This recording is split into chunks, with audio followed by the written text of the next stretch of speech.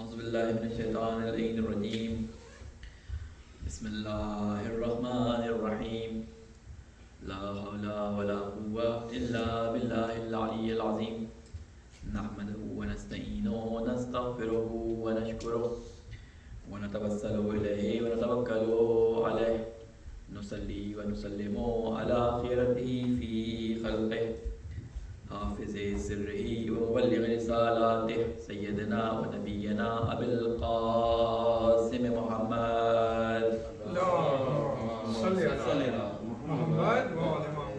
وعلى اہل بیتہ الطیبین الطاہرین المعصومین سیما بقیۃ اللہ فی الارضین قال اللہ تعالی فی کتابہ المبین وقوله الحق اعوذ باللہ من الشیطان اللعین الرجیم الا ان للہ ما فی السماوات والارض قد یعلم ما انتم علیہ ویوم یرجعون الیہ فینبئهم بما عملوا واللہ بکل شیء علیم صدق اللہ العلی العظیم. صلوات بھیجیں محمد والے. السلام علیکم ورحمۃ اللہ وبرکاتہ. سب سے پہلے اپنے آپ کو اور تمام مومنین مومنات اور سننے والوں کو تقوی الہی کی وصیت اور نصیحت کرتا ہوں، اور اللہ تعالیٰ سے یہ دعا کرتا ہوں کہ اللہ تعالیٰ ہم سب کو اس راستے پر چلنے کی توفیق عطا فرمائے جو انسان کو تقوی کے راستے پر لے کے جاتا ہے. ہم نے اپنی زندگی میں مختلف باتیں سنی، مختلف اپنے لیے مقصد معین کیے، لیکن وہ مقصد جو انسان کو اپنی زندگی کے لیے معین کرنا چاہیے اس کے بارے میں اگر قرآن و حدیث سے جسے کہتے ہیں اس کے مطالعے کے بعد اگر مختصراً اس کو بیان کیا جائے تو ایک ہی مقصد ہمیں واضح طور پہ نظر آتا ہے کہ جس کے بارے میں اللہ تعالیٰ مسلسل فرماتا ہے، اور وہ اس نے اپنی یعنی پہلی جو آیات نازل کی اسی میں ابتداءً اللہ تعالیٰ نے اس کو بیان فرمایا. السلام علیکم. وہ مقصد کیا ہے کہ جب اللہ تعالیٰ نے قرآن مجید کا نزول شروع کیا تو آپ کو معلوم ہے سب سے پہلے جو سورہ نازل ہوئی وہ کیا تھی؟ وہ سورہ علق تھی، جس میں اقرأ باسم ربک الذی خلق کے نام سے خلق سے یہ سورہ شروع ہوتی ہے. اس میں سب سے پہلی آیت جو قرآن مجید کے نزول کی پہلی آیت تھی، اس میں سب سے پہلے جس چیز کا اللہ تعالیٰ نے پہچان کرنے کا اللہ تعالیٰ نے حکم دیا وہ کیا؟ پڑھو. کس کے نام سے؟ اپنے رب کے نام سے. یعنی پہلے اپنے رب کو پہچانو اور اس کے نام سے پڑھو. جو چیز سب سے پہلے اور سب سے بنیادی مقصد انسان کا ہے وہ اللہ تعالیٰ کو پہچاننا ہے. اس لیے اس چیز سے اور مختلف قرآن کی آیات سے اور مختلف روایات سے جو حضرت صلی اللہ علیہ وآلہ وسلم کی طرف سے ہم تک پہنچی ہیں، ہمیں ایک چیز نظر آتی ہے کہ ہماری زندگی کا سب سے پہلا مقصد یہ ہے کہ ہم اللہ تعالیٰ کو پہچانیں، پھر اس کے بعد اس کے پیغام کو پہچانیں، اور جب وہ پیغام ہم تک پہنچ جائے تو اس کو سمجھ کر اس کو دوسروں تک پہنچائیں. انشاءاللہ اس موضوع پہ ہم اپنی مزید گفتگو آگے کریں گے، لیکن جو آیت میں نے آپ کے سامنے تلاوت کی یہ سورہ نور کی آیت نمبر 64 ہے، جس میں ان لوگوں کے لیے کہ جن کے لیے اللہ تعالیٰ نے قرآن مجید میں تقریباً 1/3 قرآن مجید کا حصہ مختص کیا، ان لوگوں کے لیے کہ جن کو موت کا ذکر یاد دلایا گیا ہے، ان کے لیے آیت بڑی جسے کہتے ہیں آئی اوپننگ آیت ہے. اس میں اللہ تعالیٰ فرماتا ہے کہ الا ان للہ ما فی السماوات والارض، خبردار اللہ ہی کا ہے جو کچھ آسمان اور جو کچھ زمین میں ہے. اسے معلوم ہے کہ جس حال پر تم ہو، اللہ تعالیٰ جانتا ہے کہ تم کس حال میں موجود ہو، یعنی تمہاری مشکلات کو بھی جانتا ہے، تمہاری آسانیوں کو بھی جانتا ہے، تمہاری ایبلٹیز کو بھی جانتا ہے، تمہاری کام کرنے کی جو صلاحیتیں اور تمہاری سستی، ان تمام چیزوں کو اللہ تعالیٰ جانتا ہے. اس کے بعد اللہ تعالیٰ فرماتا ہے اسے معلوم ہے کہ جس حال میں تم ہو اور جس دن اس کی طرف پھیر لیے جاؤ گے، یعنی جس دن تم اس کی طرف پلٹ کر جاؤ گے، تو اللہ تعالیٰ ایک بہت خطرناک خبر تمام لوگوں کو دے رہا ہے. اور وہ خبر کیا ہے؟ فَيُنَبِّئُهُم بِمَا عَمِلُوا وَاللَّهُ بِكُلِّ شَيْءٍ عَلِيمٌ، کہ جو کچھ تم اس دنیا میں کیا کرتے تھے، جو بھی کچھ تم نے انجام دیا تھا، جو بھی تمہارے کام تھے، جو بھی تمہارے اقوال تھے، تمام چیزوں کو اللہ تمہیں بتائے گا کہ تم کیا دنیا میں کرتے رہے ہو. یعنی یہ ایک ایسی چیز ہے کہ ہم دنیا میں بھی یہ پسند نہیں کرتے. اگر ہم سے کوئی غلطی ہو جائے، کوئی گناہ کوئی غلط بات ہم سے سرزد ہو جائے تو اس بات کو دوبارہ کوئی ہمارے سامنے دہرائے. اس چیز کو ہم دنیا میں پسند نہیں کرتے، لیکن سوچیں کہ وہ ہستی جو ہماری نظر میں بہت زیادہ معتبر ہو، مثال کے طور پہ والدین یا مثال کے طور پہ ہمارے بزرگان، اگر اس غلطی کو ان والدین کے سامنے ہمارے اوپر بیان کیا جائے، ان بزرگان کی موجودگی میں ہمارے سامنے چہرے پر ہمارے روبرو بیان کیا جائے تو ہمیں شرمندگی ہوتی ہے. اب تصور کریں کہ ان بزرگان کو پیدا کرنے والا، ان والدین کو پیدا کرنے والا، ان کی محبتوں کو ہمیں عطا کرنے والا اللہ تعالیٰ، جب اس کے سامنے ہم پہنچیں گے اور اللہ تعالیٰ خود ہمیں ان غلطیوں اور ہمارے اعمال کے بارے میں بتائے گا تو ہم کس حال میں ہوں گے. لہٰذا پچھلے جمعے میں نے آپ کے سامنے یہ عرض کیا تھا کہ ہم کچھ جمعوں کے خطبات میں اس موضوع سے متعلق کہ جس کو اللہ تعالیٰ نے قیامت کے آنے سے پہلے متعدد بار جو ہے وہ بیان کیا، اور تقریباً قرآن کا 1/7 حصہ 1/3 حصہ قرآن مجید کا تذکیہ وہ ذکر موت ہے، یا موت سے پہلے کے حالات، یا موت کے وقت کے حالات، یا موت کے بعد آنے والے حالات موجود ہیں، جو ہونے والے حالات ہیں ان کے بارے میں بیان کیا. ہم نے کچھ روایات، کچھ احادیث ان حالات کے بارے میں بتائی تھی کہ موت سے پہلے ہمیں کن کن چیزوں کی تیاری کر لینی چاہیے کہ جس کے بعد ہمیں موت کے وقت آسانی پیدا ہو جاتی ہے. کچھ چیزوں میں ایک جان نکلنے میں آسانی، ایک قبر کے اندھیروں سے بچنے کی آسانی، اور قبر کی کشادگی کے بارے میں جو آسانیاں تھیں اس کے بارے میں ہم نے تھوڑی سی مختصر گفتگو ہوئی تھی. آج میں چاہتا ہوں کہ اس میں سے کچھ روایات کو اور کچھ باتوں کو آپ کے سامنے آج بیان کروں. ہم نے جس موضوع کو آپ کے سامنے بیان کیا وہ یہ تھا کہ انسان کی زندگی کا مقصد، انسان کی زندگی کا مقصد پہلا جو ہم نے احادیث اور آیات سے قرآن سے اخذ کیا وہ کیا تھا کہ اللہ تعالیٰ کو پہچاننا، اللہ تعالیٰ کے پیغام کو پہچاننا، اور اس کے بعد اس پیغام کو آگے نسلوں تک پہنچانا. کیونکہ ہم سب ایمبیسڈر ہیں، ہم سب نمائندے ہیں، ہم سب سفیر ہیں. کس کے؟ اللہ کے اور اللہ کے رسول کے. آپ کو یاد ہوگا کہ جب رسول اکرم صلی اللہ علیہ وآلہ وسلم نے آخری اپنا خطبہ دیا تھا، اور اس خطبے کا جب اختتام تھا جو غدیر کے مقام پہ دیا گیا، حجت الوداع کے بعد یہ آخری خطبہ غدیر کے مقام پہ 18 ذی کو دیا گیا جب رسول اکرم صلی اللہ علیہ وآلہ وسلم حج سے پلٹ رہے تھے. تو آخری خطبے میں آخری الفاظ جو رسول اکرم کے تھے وہ یہ الفاظ تھے کہ اس بات کو، اس پیغام کو جو حاضر ہیں وہ غائبین تک پہنچا دیں، یعنی جو لوگ یہاں موجود نہیں ہیں ان تک یہ بات پہنچا دی جائے.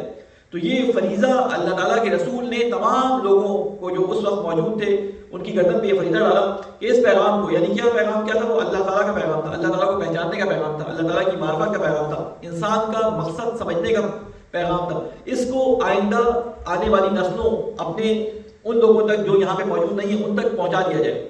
ہم بھی اسی حدیث کی روح سے اس بات کے پابند ہیں، یعنی ہماری گردن پہ بھی اللہ تعالیٰ کے رسول کی طرف سے یہ جسے کہتے ہیں کہ پابندی آتی ہے، یہ فرض آتا ہے کہ ہم اس پیغام کو آئندہ نسلوں تک پہنچائیں.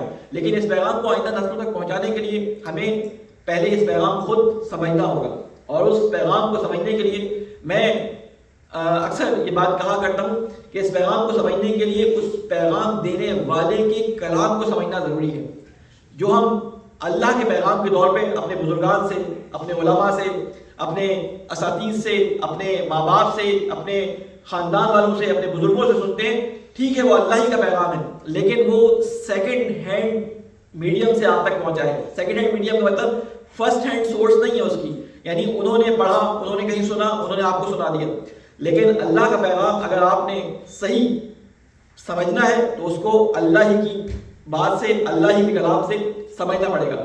ہم سب نمائندے اللہ کے پیغام کو آگے پہنچانے کے. اگر ہم خود سیکنڈ ہینڈ سورس سے پیغام کو لیں گے اور اس کو آگے پہنچائیں گے تو یقیناً اس کے اندر تبدیلی آ جائے گی. آپ نے اپنی جوانی یا بچپنے کے اندر ایسے پروجیکٹ دیکھے بھی ہوں گے، اور بچپن میں شاید اس طرح کے پروجیکٹ کچھ کیے بھی ہوں اپنے علاقوں کے اندر بچوں کے ساتھ، کہ ایک بچوں کی قطار بنا دی جاتی ہے اور آخر میں جو بچہ کھڑا ہوتا ہے اس کے کان میں ایک بات کی جاتی ہے اور کہا جاتا ہے کہ اس کو اشاروں میں یا الفاظ کی صورت میں اگلے والے اپنے شخص کو بیان کر دو. اور جب یہ 50ویں بندے تک پہنچتی ہے، 50th جو آدمی کھڑا ہوتا ہے اس تک پہنچتی ہے، تو یہ بات کچھ کی کچھ ہو جاتی ہے. تو بات جب ایک منہ سے دوسرے منہ میں منتقل ہوتی ہے تو الفاظ اس شخص کے شامل ہو جاتے ہیں، حرکات اس شخص کی شامل ہو جاتی ہیں جو اس کو پہلے بندے سے سنتا ہے. اسی طرح یہ الفاظ اور بات جو ہے بدلتی چلی جاتی ہے اور ایک کچھ کی کچھ بات آگے تک پہنچتی ہے.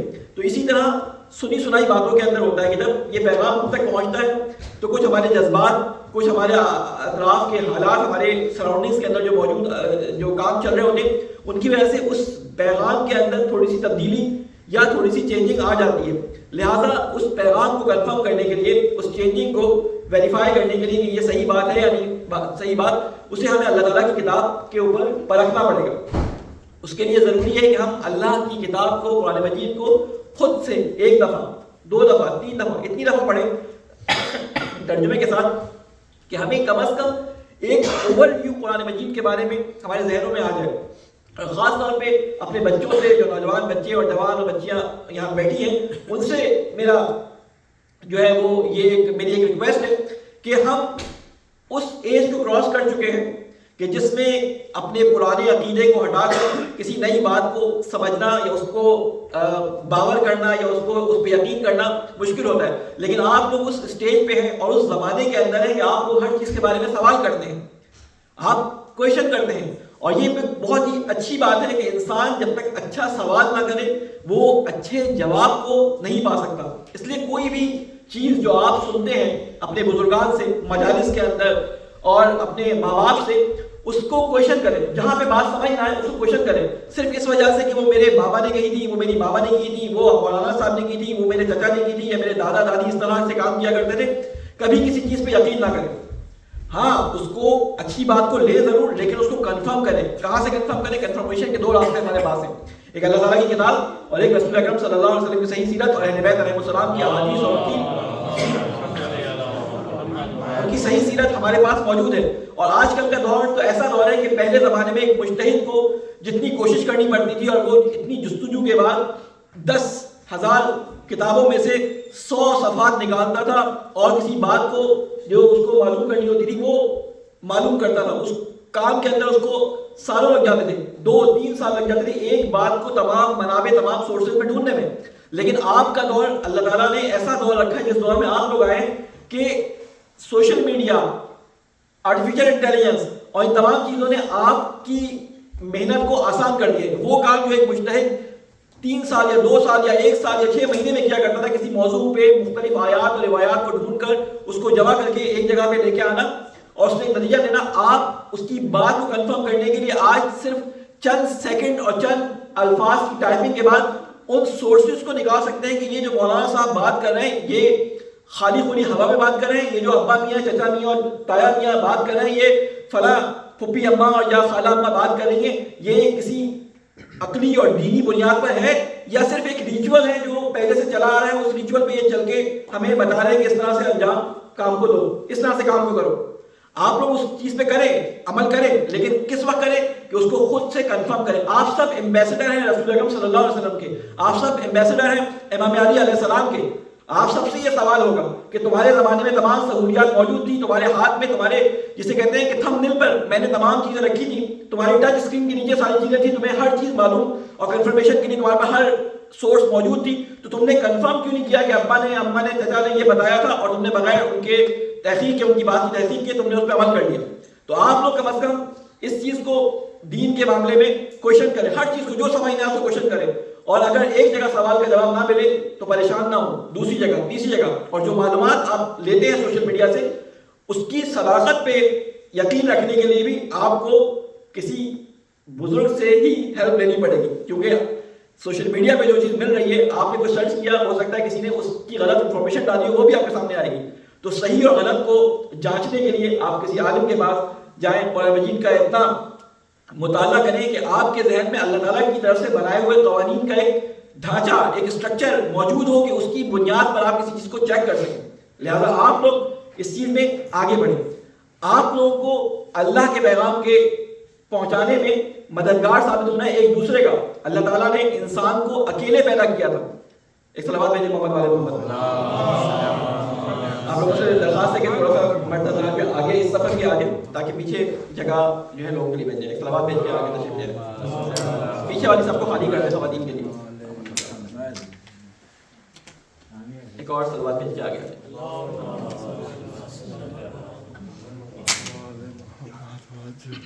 ایک اور صلوات بھیجیں محمد.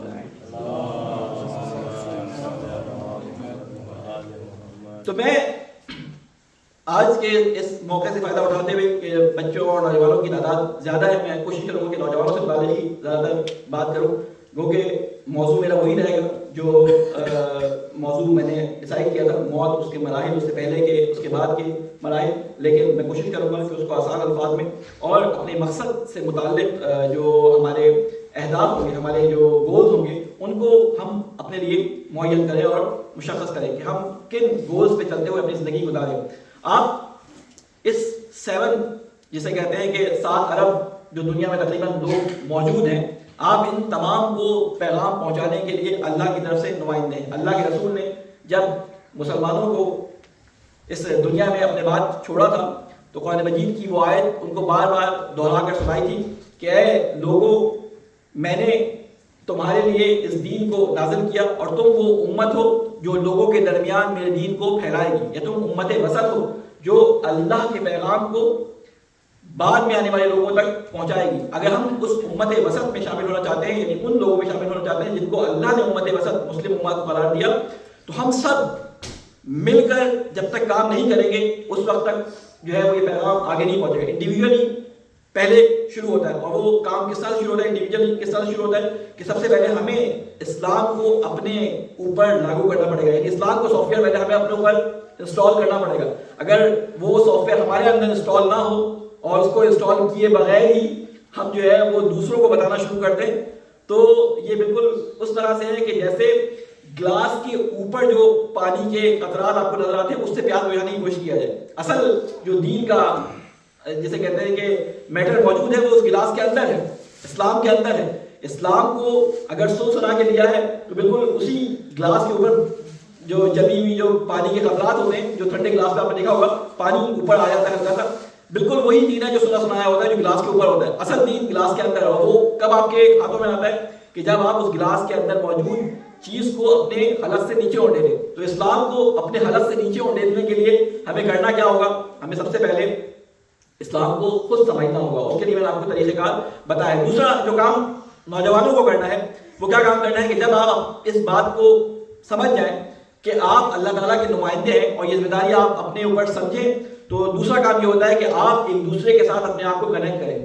آپ میں سے ہر ایک اس بات کے لیے اس کی گردن پہ اللہ تعالیٰ نے اس کو اتنی ایبلٹی دی ہے کہ وہ ان تمام 7 ارب لوگ جو دنیا میں موجود ہیں ان کو اللہ تعالیٰ کا پیغام پہنچانے کے لیے کسی نہ کسی طریقے سے کوئی نہ کوئی کوشش کرے۔ اس کے لیے آپ کو آپس میں کنیکٹ ہونا پڑے گا۔ آپ آپس میں اپنے گروپ بنائیں جس میں آپ بڑی سینسیبل طریقے سے ڈسکشنز کریں اسلام کے بارے میں، حالات کے بارے میں، آج کل کیا حالات ہیں، ان حالات میں ہمیں کس طریقے سے آگے اپنے دین کو بڑھانا ہے۔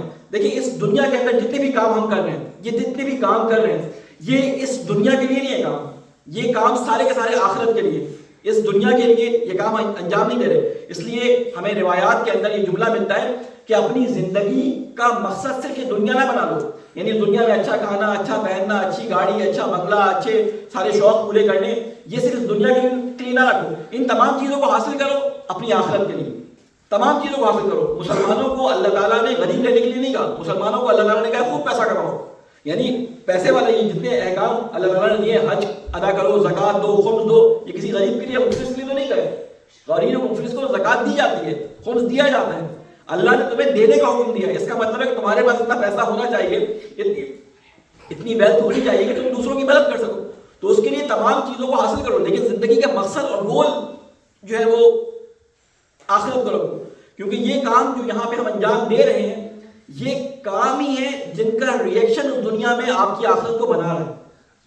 وہاں پہ کوئی الگ سے کوئی جزا، الگ سے کوئی ایکسٹرا چیز نہیں دی جائے گی، وہاں پہ جو بھی چیز ہمیں ملے گی وہ ہمارے ہاتھوں سے بنایا ہوا ہمارا وہ عمل ہوگا، جو وہاں پہ ہمیں تجسم اعمال جیسے آپ کہتے ہیں، وہاں پہ ہمیں ایک شکلی، ایک جیسے کہتے ہیں اسٹرکچر کی صورت میں، ایک عمل کی صورت کے علاوہ ایک شکل کی صورت میں ہمیں مل جائے گا۔ یعنی آپ جہاں پہ اگر کسی کے ساتھ نیکی کر رہے ہیں تو وہ نیکی وہاں پہ عملی طور پہ آپ کو نظر بھی آ جائے گی، اور اس کا اجر بھی آپ کو اسی نیکی کی صورت میں بہترین کسی بھی اللہ تعالیٰ کی نعمت کی صورت میں وہاں پہ مل جائے گا۔ لہٰذا میں نے اس بارے میں کافی بیان کر دیا، میں اس طرف آؤں کہ ان تمام چیزوں کی طرف توجہ انسان کی کب ہوتی ہے؟ انسان دنیا کی طرف اٹریکٹ ہی اس وقت ہوتا ہے کہ جب وہ کچھ چیزوں کو بھلا دے، اور ان کچھ چیزوں میں سے ایک چیز ہے موت۔ اگر انسان اپنی موت کو بھلا دے تو انسان اس دنیا کے بارے میں کم سوچتا ہے۔ موت کو یاد رکھنا اس دنیا میں آنے والے حالات کو انسان کو یاد دلاتا ہے. اس لیے کثرت کے ساتھ ائمہ علیہ السلام کی طرف سے، قرآن مجید میں رسول اکرم صلی اللہ علیہ وسلم کی طرف سے اور مختلف اولیاء کی طرف سے جس چیز کی تاکید کی گئی ہے وہ کیا ہے؟ اکثر ذکر الموت، کثرت سے موت کا ذکر کرو، کثرت سے موت کا ذکر کرو. اس کی وجہ کیا ہے؟ کثرت سے موت کے ذکر کی وجہ سے انسان کو ہمیشہ یاد رہتا ہے کہ اس کو بہت ہی مختصر مدت کے لیے دنیا میں بھیجا گیا ہے، کسی خاص مقصد کے لیے دنیا میں بھیجا گیا ہے، لیکن اس کو آگے اس دنیا میں جو ہے کیا کرنا ہے؟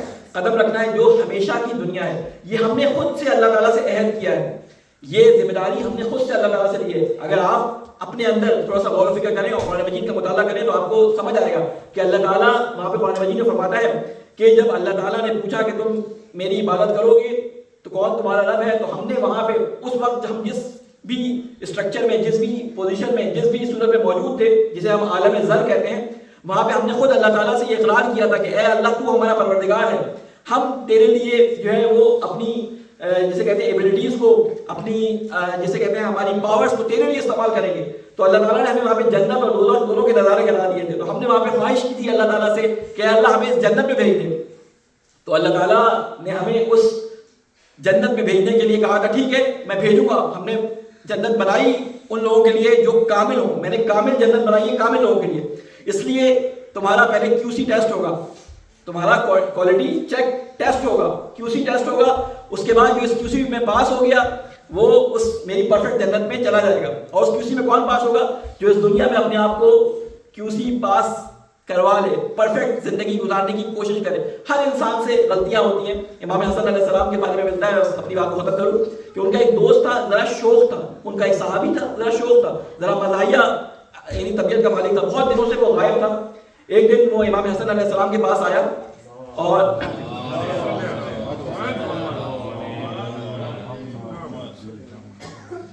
آنے کے بعد اس کی شکل بڑی افسردہ سی تھی. تو امام نے اس سے پوچھا کہ کہاں موجود تھے، کہاں تھے اور اتنے افسردہ کیوں؟ کہتا ہے کہ میں بہت مایوس ہوں. کہتے ہیں کس لیے مایوس ہو؟ کہتا ہے کہ نہ اللہ مجھ سے خوش ہے، نہ شیطان مجھ سے خوش ہے، نہ میں خود اپنے آپ سے خوش ہوں. شوخ مزاج کا تھا. تو امام نے کہا کیا مطلب؟ کہتا ہے کہ اللہ چاہتا ہے کہ میں اس کی اطاعت کروں مسلسل، کوئی اس کی نافرمانی نہ کروں، وہ میں کرتا نہیں ہوں. مجھ سے نافرمانیاں بھی ہوتی ہوں، انسان ہوں، خطا کا پتلا ہوں، اس لیے اللہ کو بھی راضی نہیں کر پاتا. اللہ بھی مجھ سے ناخوش ہے. شیطان بھی مجھ سے راضی نہیں ہے، وہ چاہتا ہے مسلسل اللہ کی معصیت کروں، اللہ کے گناہ انجام دوں، اللہ کے خلاف باتیں کروں. وہ بھی میں نہیں کرتا. ظاہر اللہ سے ڈرتا ہوں تو کبھی کبھی غلطیاں ہو جاتی ہیں، لیکن مسلسل تو شیطان کی بات نہیں مانتا، اس لیے شیطان بھی راضی نہیں ہے. اور کہتا ہے میں اس لیے اپنے آپ سے راضی نہیں ہوں کہ میں اتنی محنت کر کے پیسہ کماتا ہوں اور مجھے یقین ہے کہ تھوڑے دن بعد مجھے مر جانا ہے. تو یہ سب محنت پیسہ سب میری اولادوں میں بڑھ جائے گا، میری بیوی اور بچے اس کو جو ہے پتہ نہیں کس مقصد میں خرچ کریں گے، تو میں اپنی پوری زندگی سے ناراضی ہوں. امام اس سے کہتے ہیں ایک سلام علیہ محمد علیہ تو ہم بھی اپنی زندگی میں ہم نے اس کو نصیحت فرمائی اور کہا کہ یعنی اس کے بعد کہا کہ تمہارے پاس مال ہے؟ اس نے کہا ہاں مال ہے. کہتے ہیں تمہارے دنیا سے جانے کو دل چاہتا ہے؟ کہا نہیں جانے کو دل نہیں چاہتا. کہتے ہیں جو مال تمہارے پاس ہے اس کو خرچ کر دو، تم اسی کی محبت کی وجہ سے دنیا سے جانا نہیں چاہتے. تمہیں معلوم ہے کہ یہ مال ہے، اس سے میری 7 نسلیں آگے جو ہے وہ عیش کریں گی اور ان پہ جو ہے وہ ان کے مستقبل تعمیر ہوں گے. تو تم ان کو مزید بڑھانے کے لیے کہ 7 نسلوں تک جائے تم کوشش کرو. تمہاری زندگی میں تم نے اتنا ہی کھانا ہے جتنا تمہارا رزق اللہ تعالیٰ نے لکھا ہے، وہ باقی سارا کا سارا تمہاری جو ہے وہ میراث سے بڑھ جانا ہے. آپ کو معلوم ہے کہ مولا علی علیہ السلام کا وہ سفر جب وہ صفین سے واپس آ رہے تھے اور قبرستان کے پاس آ کے رکے، تو قبرستان کے پاس رکنے کے بعد قبروں کی طرف مولا نے رخ کیا اور اہل قبور یعنی جو قبر میں دفن تھے ان لوگوں سے خطاب کیا. لشکر پیچھے کھڑا ہے، تصور کریں مولا علی کا لشکر پیچھے کھڑا ہے، سامنے قبرستان ہے، بیچ میں مولا علی کھڑے ہیں. قبرستان کی طرف رخ کر کے کہتے ہیں کہ اے السلام علیکم اہل قبور، اے قبر میں رہنے والوں تم پر میرا سلام ہو، تمہارے لیے میرے پاس کچھ خبریں ہیں. اور پھر مولا نے وہ خبریں بتانی شروع کی.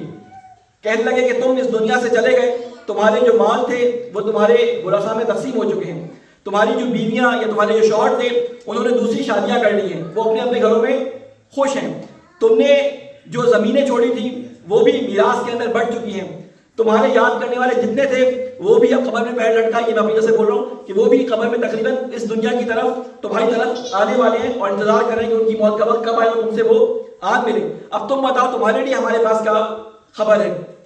تو کچھ دیر مولا علی سنتے رہے اور پھر اس کے بعد اپنی فوج کی طرف یا اپنے لوگوں کی طرف پلٹ کے مولانا نے فرمایا کہ یہ لوگ جو یہاں پہ لیٹے ہیں اور جو حسرتیں ان کے دلوں میں ہیں، اس کا خلاصہ یہ ہے کہ یہ کہتے ہیں کہ دیکھو ہم اس دنیا سے آ گئے لیکن تم ابھی اس دنیا میں ہو اور تمہارا نامہ اعمال کھلا ہوا ہے، تم یہاں آنے کے لیے یعنی قبر میں آنے کے لیے جو کوئی تیار کر سکتے ہو آنے سے پہلے تیار کر لو، کیونکہ جو تم دنیا کے اندر کرو گے اسی کے آثار تمہیں تمہاری قبر میں نظر آئیں گے۔ اور جب ہم قبر کہتے ہیں تو اس چیز کو اپنے ذہن میں رکھیں، قبر سے مراد یہ والی قبر نہیں ہوتی جو مٹی کی قبر آپ بناتے ہیں، اس کو عربی زبان میں کہتے ہیں لحد، لام ہے دے۔ آپ نے حدیث سنی ہوگی کہ طلب العلم من المہد الی اللحد، کہ علم حاصل کرو، اطلب العلم من المہد الی اللحد، کہ ماں کی گود سے لحد تک، یعنی اس مٹی کی قبر میں جب تک تم نہ چلے جاؤ اس وقت علم کو حاصل کرتے رہو۔ وہ قبر جسے آپ کہتے ہیں نا فشار قبر، عذاب قبر، یہ جو آپ ساری باتیں سنتے ہیں، وہ قبر اصل میں وہ برزخ ہے، یعنی اس قبر میں جانے کے بعد جس جگہ پہ فوراً انسان کی روح پہنچتی ہے اور اسے جسم دے دیا جاتا ہے، وہ جگہ ہے قبر اصل میں، جہاں پہ فشار دیا جاتا ہے، جہاں پہ عذاب دیا جاتا ہے، جہاں پہ جنت و دوزخ اس کے لیے مشخص ہو جاتی ہے، وہ قبر وہ کہلاتی ہے۔ جب روایات کے اندر قبر کا ذکر آئے اور فشار قبر کا ذکر آئے تو اس سے مراد وہ برزخ مراد ہوتی ہے، برزخی قبر ہوتی ہے کہ جو احادیث میں اس کے بارے میں تفصیل سے بیان ہوا ہے۔ بہرحال میں اپنی بات کو یہاں مختصر کرتا ہوں اور اگلے خطبے میں انشاءاللہ باقی باتوں کو بیان کروں گا۔ اللہ تعالیٰ سے یہ دعا کرتے ہیں کہ اللہ مجھے واسطہ محمد والے محمد کا ہمارے گناہ کبیرہ اور صغیرہ جو ہم سے سرزد ہو گئے ان گناہ کبیرہ اور صغیرہ کو معاف فرما۔ اے اللہ مجھے واسطہ محمد والے محمد کا جو بزرگان اس دنیا سے ہمارے جا چکے ہیں، ہمارے محسنین ان کے بزرگان جو دنیا سے جا چکے ہیں، ان کی قبروں پہ اپنی رحمت نازل فرما۔ اے اللہ ان کے گناہوں سے درگزر فرما۔ اے اللہ مجھے واسطہ محمد والے محمد کا ہمارے نوجوان جو اس وقت مشکلات اور مختلف قسم کے حالات کے اندر مختلف فتنوں اور مختلف سورس سے آنے والی خبروں کا شکار ہے، اے اللہ ان تمام باتوں میں سے حق بات کو پہچاننے کی سب کو توفیق عطا فرما۔ اے اللہ ان کی جو مشکلات ہیں، پڑھائی کی جو مشکلات ہیں، جاب کی مشکلات ہیں، شادیوں کی جو مشکلات ہیں، اے اللہ ان مشکلات کو دور فرما۔ اے اللہ جو بچے اور بچیاں شادی کے قابل ہیں، اے اللہ غیب سے ان کے لیے اچھے رشتے فراہم فرما۔ اے اللہ جو مقبوض ہیں ان کے قرضوں کو غیب سے ادا فرما۔ اے اللہ ہمارے جو بزرگان ہیں اور ہمارے جو نوجوان مختلف جاب کی اور مختلف قسم کی جو پرابلمس کا شکار ہے، اے اللہ ان کی ان پرابلمس کو حل فرما اور ان کے لیے اس زندگی میں آسانیاں فرما۔ اے اللہ تجھے واسطہ ہے محمد والے محمد کا جو ہمارے مظلوم برادران اور خواہران اور بچے اور مختلف ممالک کے اندر خصوصاً غزہ، لبنان، کشمیر، پارا چنار، خصوصاً پارا چنار کے اندر آج کل حالات بہت خراب ہیں، چاروں طرف سے اس کا محاصرہ ہوا ہے۔ اے اللہ ان تمام مشکلات سے مظلوم مسلمانوں کو نجات عطا فرما۔ اے اللہ ہم سب کو توفیق عطا فرما کہ ہم اپنے مظلوم مسلمان بھائی بہنوں کی مدد کر سکیں۔ اے اللہ ہمارے امام کی حفاظت فرما، ہمیں ان کی ناصر آواز میں شامل فرما۔ ربنا تقبل منا انک انت السمیع العلیم برحمتک یا ارحم الراحمین۔ بسم اللہ الرحمن الرحیم۔ انا اعطیناک الکوثر فصل لربک وانحر ان شانئک هو الابتر۔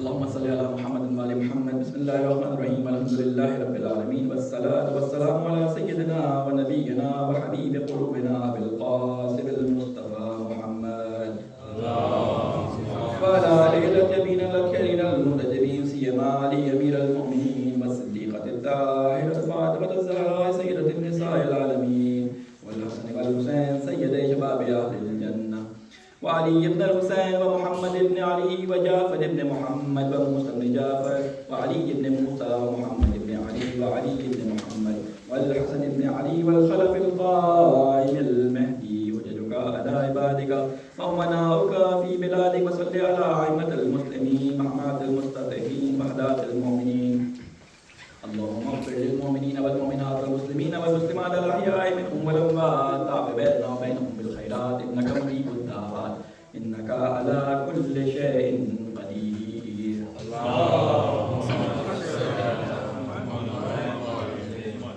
سب سے پہلے اپنے آپ کو اور تمام مومنین مومنات بچوں بچیوں کو تقوی الہی کی نصیحت کرتا ہوں اور اللہ تعالیٰ سے یہ دعا کرتا ہوں کہ اے اللہ ان تمام چھوٹے چھوٹے بچے ہمارے نوجوان ساتھی بچیوں اور جو ہمارے بزرگان اور نوجوان موجود ہیں ان کو تمام بالائے آفات اور ناگہانی آفات اور مختلف قسم کے شکوک و شبہات سے اللہ تعالیٰ اپنی حفاظت میں ان کو اپنی حفاظت میں فرما۔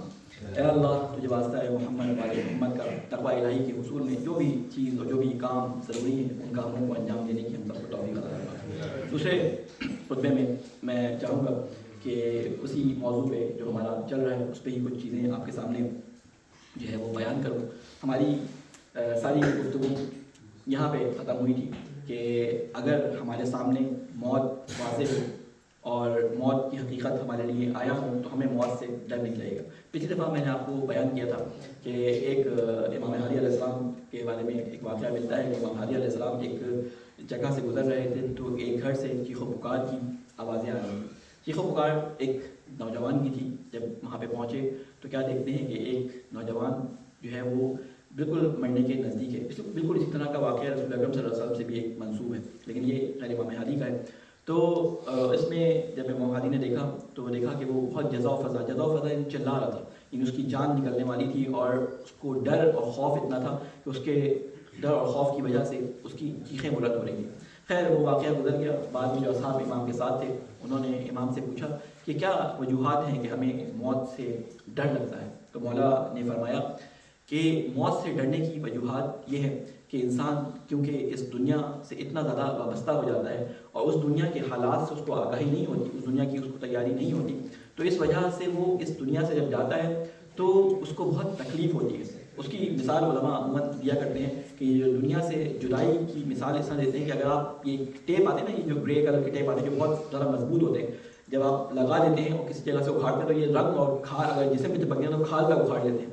یہ ٹیپ اگر آپ اپنے ہاتھ کی ہتھیلی پہ چپکائیں اور ہاتھ کی ہتھیلی پہ چپکانے کے بعد اس کو اتاریں تو تکلیف تو ہوتی ہے ہلکی سی, لیکن وہ آرام سے اتر جاتا ہے. لیکن یہی ٹیپ اگر کسی کے جلد پہ بال ہوں وہ اپنے بالوں پر چپکا لے اور جب اس کو کھینچے تو یہ بال اس کے جسم کو اور اس کی جسے کہتے ہیں ایک ایک روئے کو جو ہے وہ تکلیف پہنچاتے ہیں. یعنی کتنی مشکل سے یہ ٹیپ اتارا جاتا ہے, اس کی کیا کیا جتن کیا جاتے ہیں.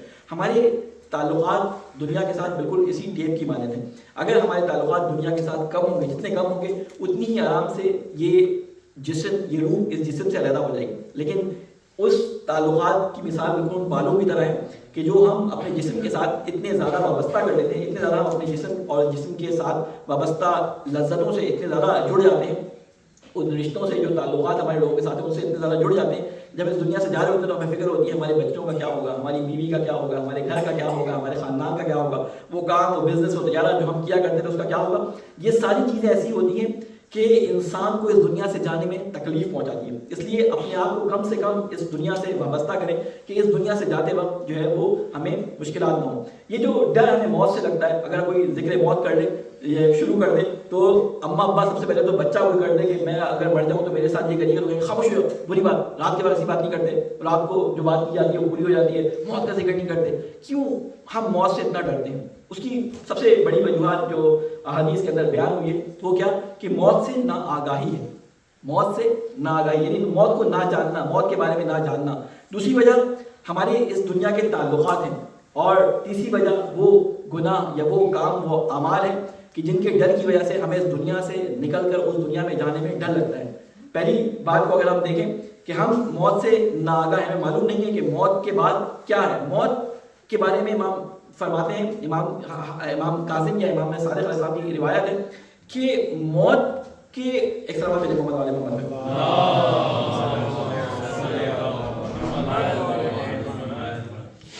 کہ ایک اور سلام میرے محمد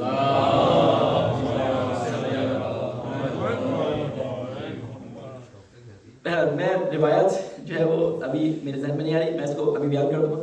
تو امام کاظم سے روایت ہے جس میں موت اس دنیا سے جانے کے بعد امام نے فرمایا کہ کیا وجوہات ہیں کہ جس میں انسان کا دل جو ہے اس دنیا سے جانے کے لیے نہیں چاہتا. وہ تعلقات ہیں, جو چیزیں وہ روایت تفصیل سے بیان ہوئی ہے, انشاءاللہ ابھی وہ آئے گی روایت تو میں بیان کر دوں گا. دوسری بات موت سے ناآگاہی کے بارے میں کیا ہے, امام صادق نے حضرت ابراہیم علیہ السلام کا ایک واقعہ بیان کیا ہے کہ جب اسرائیل علیہ السلام حضرت ابراہیم علیہ السلام کی جان لینے کے لیے آئے تو آپ کو معلوم ہے کہ حضرت ابراہیم کا لقب کیا تھا, خلیل اللہ, اللہ کا دوست. تو انبیاء علیہ السلام کو اللہ تعالیٰ یہ چوائس دیتا تھا کہ آپ نے ابھی اس دنیا سے جانا ہے یا ابھی نہیں جانا. رسول اکرم کو بھی نہیں تھی, حضرت ابراہیم کے بارے میں ملتا ہے کہ ان کو بھی نہیں تھی. تو کہتے ہیں حضرت ابراہیم سے پوچھا حضرت اسرائیل علیہ السلام نے, جو موت کے فرشتے ہیں جان نکالنے کے لیے آتے ہیں, تو انہوں نے پوچھا کہ اے نبی اللہ, میں آپ کو اللہ کے پاس لے کے جانے کے لیے آیا ہوں, تو آپ چلنے کو راضی ہیں؟ تو حضرت ابراہیم نے ایک جملہ کہا جو روایات کے اندر نقل ہوا, کہا کہ کون سا ایسا دوست ہوگا جو اپنے دوست کو موت کا تحفہ دے. اب ادھر حضرت اسرائیل بھی پریشان ہو گیا, میں ابراہیم کی بات کا جواب کیا دوں, اللہ تعالیٰ کی طرف سے فوراً وحی آئی کہ ابراہیم سے کہو کہ وہ کون سا دوست ہوگا جو اپنے دوست سے ملاقات کے لیے بےتاب نہ ہو. تم اپنے دوست سے ملاقات کے لیے جا رہے ہو. یہ واقعہ کس لیے بیان کیا؟ اس لیے کہ موت بہت زیادہ شیریں. ہاں وہ حدیث مجھے یاد آ گئی جو امام کاظم کی تھی. وہ حدیث اس طرح کی تھی کہ امام سے کسی نے پوچھا کہ ہمیں موت سے ڈر کیوں لگتا ہے، تو امام نے بیان فرمایا کہ اگر تمہارے جسم پہ بہت زیادہ میل کچیل ہو اور تمہارے جسم پہ زخم آئے ہوئے ہو، تمہارا لباس گندا ہو، تمہارے اوپر مختلف قسم کی نجاستیں آ چکی ہوں، تو کون ایسا شخص ہوگا کہ جو ان تمام چیزوں کو دور کرنے کے لیے حمام جانے سے ڈرے، یعنی واش روم جانے سے ڈرے، نہانے سے ڈرے؟ تو لوگوں نے کہا کہ وہی ہوگا کہ جس کے اندر کثافت اتنی بچ گئی ہو کہ وہ اس کثافت اور اس نجاست اور اس گندگی کو پسند کرتا ہو، اس سے اس کو گھن نہ آتی ہو. ورنہ ہر صحیح اور سالم طبیعت کا آدمی یہ پسند کرے گا کہ وہ حمام جائے اور تمام کثافتوں کو اور تمام نجاستوں کو اور تمام برائی اپنی جو اوپر آئی ہوئی گندگی ہے اس کو صاف کر کے اور ان دردوں سے اور ان کثافتوں سے آزاد ہو جائے. کہاں اصل میں کیونکہ ہم موت کو جانتے نہیں، اسی وجہ سے ہم موت کی اس طرف کی جو دنیا ہے اس طرف جانے سے ڈرتے ہیں. موت ایک ذائقہ ہے، ایک پل ہے کہ جس کے گزرنے کے بعد ہم ان تمام نجاستوں سے، تمام آلائشوں سے، تمام بیماریوں سے پاک ہو جاتے ہیں. آپ دیکھیں کوئی کسی بھی حالت میں ہو کہ وہ کینسر کا مریض ہو، اس کے جسم کے اعضاء کام نہ کرتے ہوں، تکلیفوں کے اندر ہو، لیکن موت ان تمام بیماریوں سے اس کو نجات دے دیتی ہے. وہ سکون سے آ جاتا ہے، اس کے تمام جو پرابلمز ہیں وہ دور ہو جاتی ہیں. لیکن اب ڈیپینڈ کرتا ہے کہ آگے کی زندگی کے لیے اس نے کیا رکھا ہے. تو کیونکہ ہم موت کے بارے میں جانتے نہیں ہیں، موت کے بارے میں ہم نے پڑھا نہیں ہوتا، موت کو ہم ایک ایسی چیز سمجھ رہے ہوتے ہیں کہ اس کے بعد نہیں معلوم کہ ہماری شاید زندگی ختم ہو گئی. نہیں، موت اصل میں زندگی کی ابتدا ہے. اللہ تعالیٰ قرآن مجید میں فرماتا ہے کہ اصل حیات اخروی ہے، نہ یہ حیات دنیا. یہ حیات دنیا آزمائش ہے، ٹیسٹنگ کی جگہ ہے کہ جہاں پہ آپ کو ٹیسٹ کیا جا رہا ہے. اس دنیا کے اندر جتنے بھی کام ہم انجام دے رہے ہیں وہ ہماری کوالیفیکیشن کو اس دنیا کے لیے بڑھا رہے ہیں. لہذا موت سے ڈرنے کی اس وجہ کو کم از کم آپ اپنے اندر سے تو نکالیں کہ موت سے نہ ڈریں. اور علماء کا یہ اکثر دعائیہ جملہ ہوتا تھا کہ اے اللہ ہمیں شہادت کی موت نصیب فرما. اگر یہ دعا آج کرواتے تو امائے مولانا صاحب کی گردن پکڑ لیتی کہ یہ کیا آپ ہمارے بچوں کو دعائیں سکھا دیجیے شہادت، اللہ تعالیٰ ہمیں شہادت نصیب فرمائے. حالانکہ امام حسین کے جسے کہتے ہیں انصار کے قصے ہم کو سناتے ہیں، امام حسین کے اطفال کے قصے ہم کو سناتے ہیں، لیکن خود شہادت کی دعا کرتے ہوئے اپنے بچوں کے لیے ڈرتے ہیں. علماء کی اکثر دعاؤں میں، علماء کی اولادوں کی دعاؤں میں، ائمہ علیہ السلام کی دعاؤں میں آپ نے دیکھا کہ تمام ائمہ علیہ السلام کو شہید کیا گیا. انسان کو موت تو آنی ہے، کیوں نہ ایسی عزت کی موت آئے کہ جو اللہ تعالیٰ کی نظر میں پسندیدہ ہو. اللہ تعالیٰ کو ایسی موت بہت پسند ہے کہ جس میں اللہ تعالیٰ کی راہ میں لڑتے ہوئے کوئی خون ہو، اس کے اعضاء کٹ چکے ہوں، اس کی گردن کٹ چکی ہو، اور وہ اپنے خون سے اللہ تعالیٰ کی وحدانیت کی گواہی دیتا ہوا اللہ تعالیٰ کے سامنے جائے. اور ایسے شخص کے بارے میں اللہ تعالیٰ نے کہا ہے کہ جو میدان جنگ میں شہید ہو جائے اس کو تم غسل بھی نہ دو، جس لباس میں اسی لباس میں اس کو دفنا دو. یعنی یہ زمین پہ اس کا پہلا قطرہ گرتا ہے اور اس کو میں جو ہے جنتی کر دیتا ہوں.